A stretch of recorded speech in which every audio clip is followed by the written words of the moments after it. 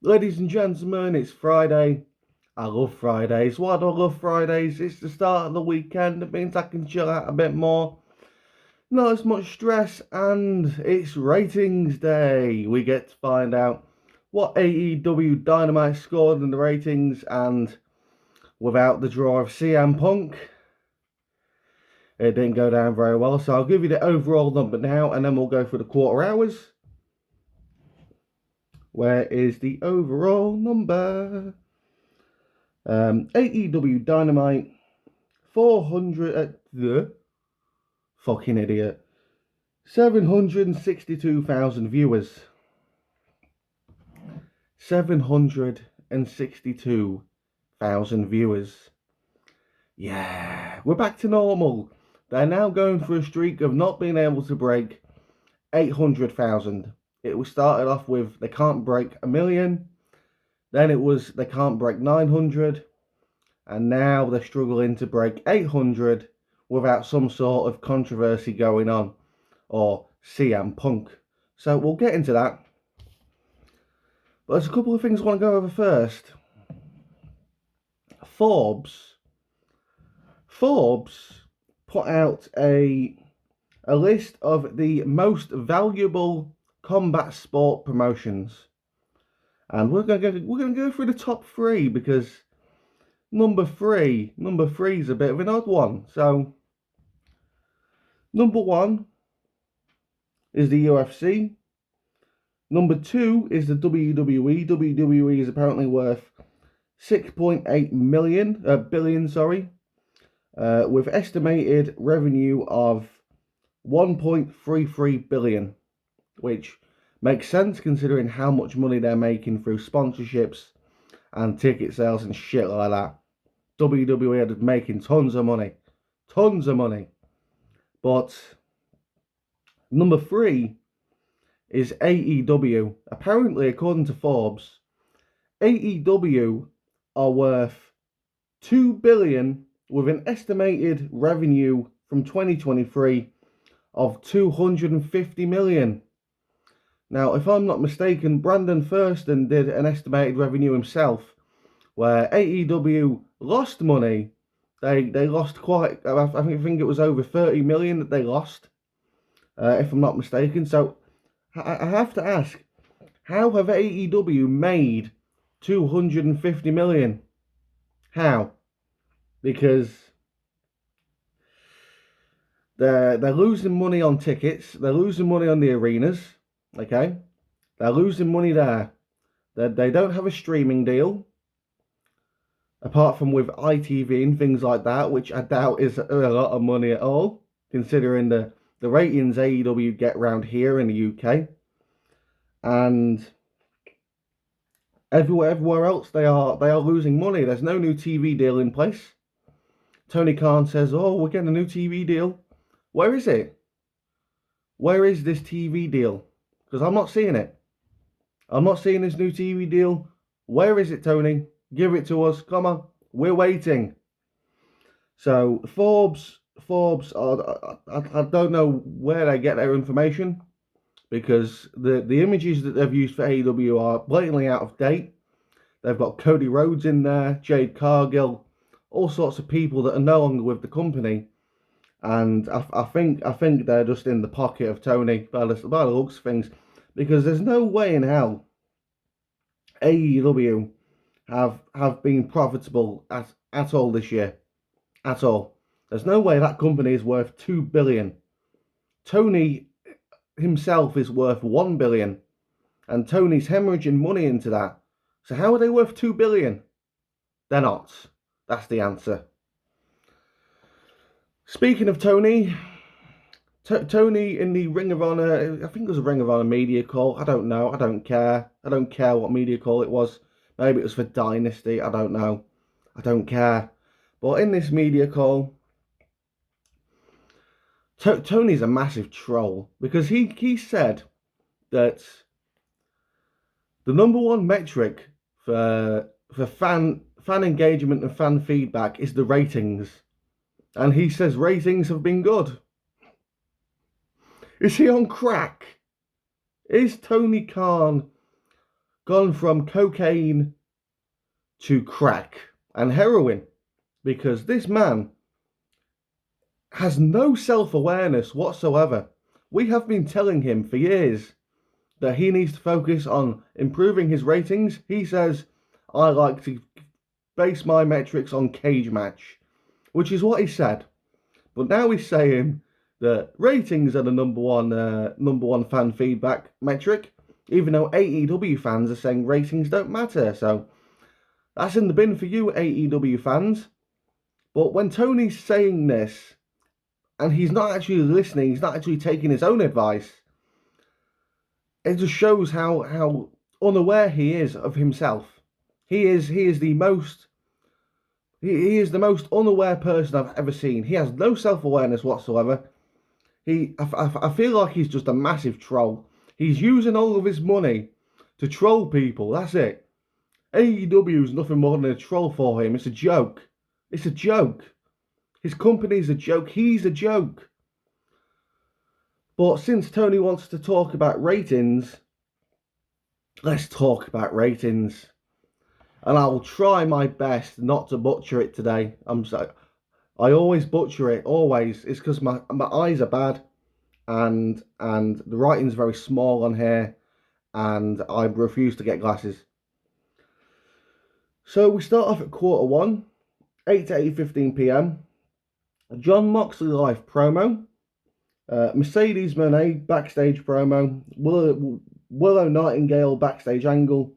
Adam Copeland and Nightingale versus Brody Lee and Julia Hart. Already butchering it.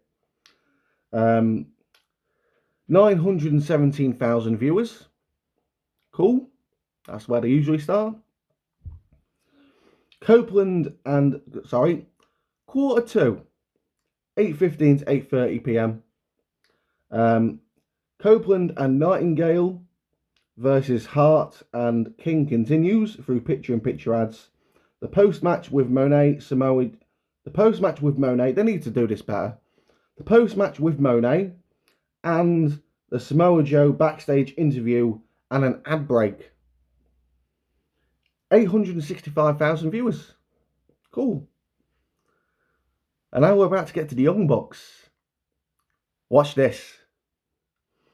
Quarter three, 8:30 to 8:45 p.m. The Young Bucks backstage promo, Daniel Garcia, Pac and Penta versus the Young Bucks and Okada through picture-in-picture ads. 725,000 viewers. Yeah, that's a big drop for the Young Bucks and the $4.5 million man Okada. Quarter four, 8:45 to 9 p.m. Garcia, Pac and Penta versus the Elite continues. A post-match ad break, Chris Jericho and Hook live promo. 744,000 viewers. So people said the Young Bucks are gone. I'm gonna jump back in and have a watch, even though it's Jericho, the demo god as he calls himself, Mr. Demo God Jericho. Quarter five. I think that's right. 1, 2, 3, 4, 5. Quarter five, 9 to 9:15 p.m. Jericho Hook Taz live angle. Swerve Strickland the backstage interview. Deonna Purrazzo versus Mariah May through picture-in-picture ads. 748,000 viewers. Cool. Now that match continues. Purrazzo and May in quarter six. 9:30 to 9:40. 9:15 to 9:30 p.m. Sorry, my eyes are so bad.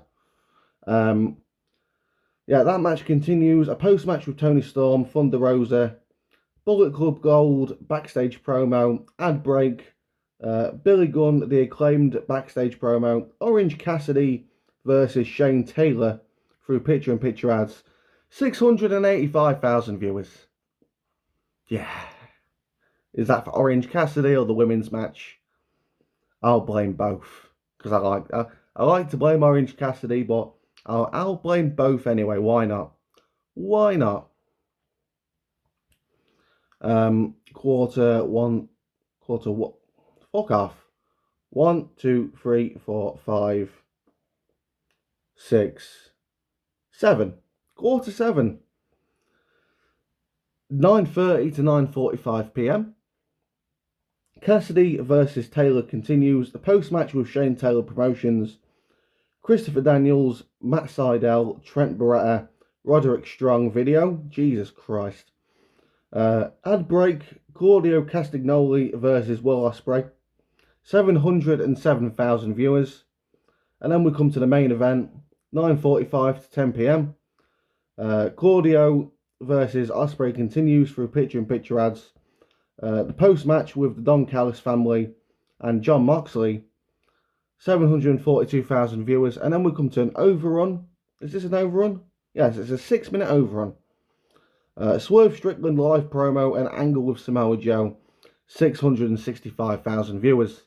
So, it looks to me that people don't give a shit about AEW. If you've made it for all that, I do apologise. I'm so bad at reading these quarter hours. I don't wear glasses. I don't want to wear glasses. But it's shown that people only tuned in last week to see CM Punk, a person who is not even signed to the promotion and never will be signed to the promotion ever again. They have built interest for one segment for 1 week. They have not built any interest for the storyline that they were trying to attach it to, which is FTR versus the Young Bucks. They've not built any interest for that. And it looks like some people did want to watch Ospreay versus Claudio, but not that many, because again, 742,000 viewers for that main part of that match. And yeah, Tony. You say the ratings matter. Well, it's time to start putting your money where your mouth is and start to change some things up. And I don't mean copying WWE camera angles. That's not going to help, because we've seen that. What is going to help is creating decent storylines that don't involve swearing, blood, and all that shit. WWE get away with that now because they've not done it for years. When you guys do it every week, it makes it meaningless. Okay? Character development is important. Character storylines are important. And making your championships feel important is important, because I've lost count of how many belts are there. I feel like there's too many belts in WWE now. There's twice as many in AEW. You've got all the Ring of Honor belts. You've got all the AEW belts, and any new belt Tony decides to bring out, when he decides he wants to bring out a new belt, to put it on one of his favourites. You know what I'm saying? So, AEW, Tony Khan, you're dying. You're dying, and I don't believe there's anything, even though I've given you some solutions, I don't think there's anything that can save you, okay? Which is unfortunate, and I say this every time, it's unfortunate, because I had so much high hopes for this company. But what else can we do? So Forbes, I think you should go back and check on your sources for this estimated revenue. And Tony, I think you should just give up, bro. Give up, sell the company to someone, move on, go back to running your NFL team, and sell Fulham FC as well, because apparently those fans don't like you either. I don't like football, but I've heard some stuff. I've seen Tony Khan wanks dogs, and all that shit. Those people don't like you. I don't know about the Jacksonville Jaguar fans. If you're a Jacksonville Jaguar fan or an NFL fan, let me know. How's Tony Khan doing there? But for football and wrestling, you failed. I think your business ventures are over, Mr. Khan. So sell up, move on with your life, get out the IWC, and do something with yourself, man. Something that isn't trying to make friends with wrestlers who you used to watch when you was a child or a teenager. all that's out the way. If you want to support the channel, a few things you can do. You can like, you can subscribe. If you're new, you can become a member. Not many people, no one's become a member yet, so you can become the first member. I'm not really too bothered, to be honest. Oh, I ain't really that bothered. I've now got new internet, so live streams will be starting within the next couple of weeks. I don't have to worry about my internet fucking up because I'm now on 5G. The shit I had before was dog shit. Hated it. But I'm now on 5G, so shouldn't be a problem now. And that's about it. I hope you have a good weekend. Thanks for watching, and I'll see you soon.